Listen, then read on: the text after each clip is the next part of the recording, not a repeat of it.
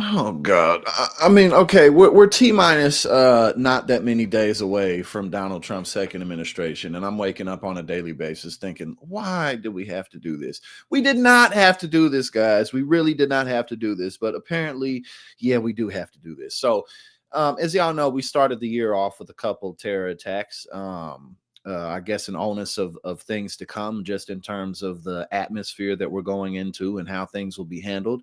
The New Orleans attack, where a guy, a former veteran who was born in America, grew up in Texas, drove through a crowd of people, injured like 35 people, killed over 11 people, 17 people, something like that.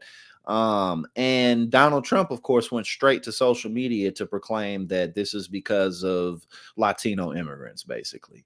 Because, of course, even though, again, the guy who did it is an American, and he was born here, grew up in Texas, former Army vet, all of that doesn't matter.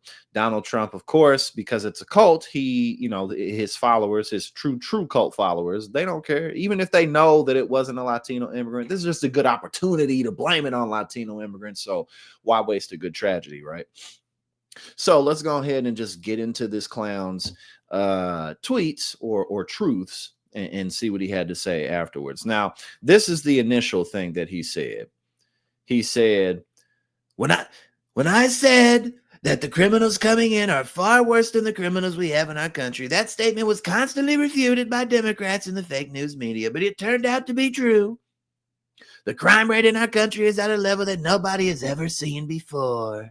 Which, of course, is not true. Crime is down significantly compared to what it was in like the 90s, 80s, 70s, stuff like that. Obviously, there's always issues with crime because there's systemic issues stemming from poverty, which is where most crime comes from, or as a result of, rather. But no, crime is not at a level no one's ever seen before. But he continues. Our hearts are with the innocent victims and their loved ones, including the brave officers of the New Orleans Police Department. The Trump administration will fully support the city of New Orleans as they investigate and recover from this act of pure evil.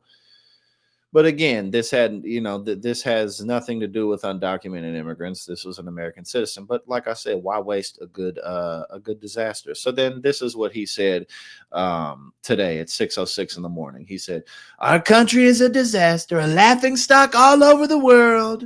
Yeah, we're a laughing stock because of you specifically right now. This is what happens when you have open borders with weak, ineffective, and virtually non-existent leadership. The DOJ, FBI, and Democrat state and local prosecutors have not done their job. They are incompetent and corrupt, having spent all their waking hours unlawfully attacking their political opponent, me, rather than focusing on protecting Americans from the outside and inside violent scum that has infiltrated all aspects of our government and our nation itself. Democrats should be ashamed of themselves for allowing this to happen to our country. The CIA must get involved now before it's too late. The USA is breaking down.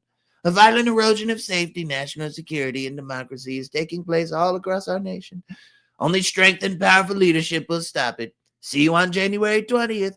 Make America great again. Ugh. But again, this has nothing to do with open borders. Obviously, we do not have open borders. We have a border. We have a process. We have a system.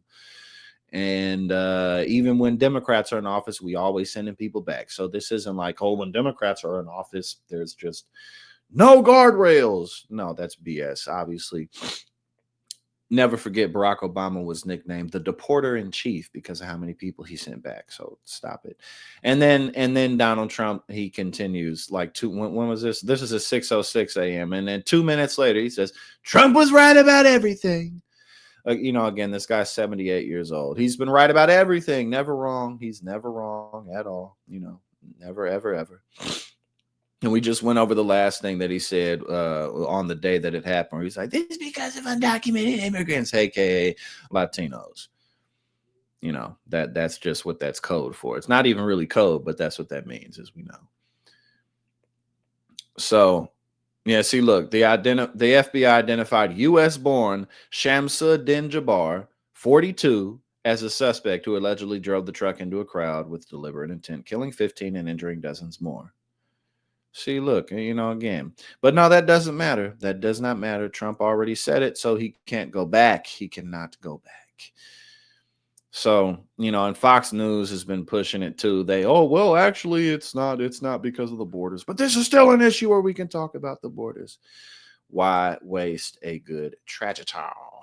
You know what I'm saying? So, and now we got Mike Walls using this incident to basically say, hey, let's just go ahead and shove all of Trump's nominees through. Let's skip the process. Let's just get them in there. We got to show strength, and we got to make sure that people know that we ain't playing. We here for business, big business.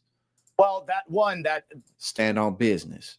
Number one, that external plotting versus internal radicalization, how that happened. Number two, I find it an amazing coincidence, but I don't think it is a coincidence that you had two attacks with renting from the same site, both veterans.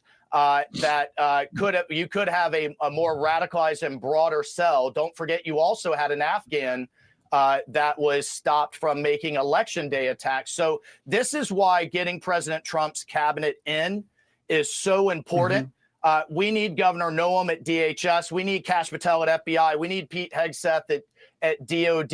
We need the most unqualified clowns and buffoons to fill these cabinet positions, because if we don't have them, we might have people who are better at the job. And, we can't do anything. We can't do anything well.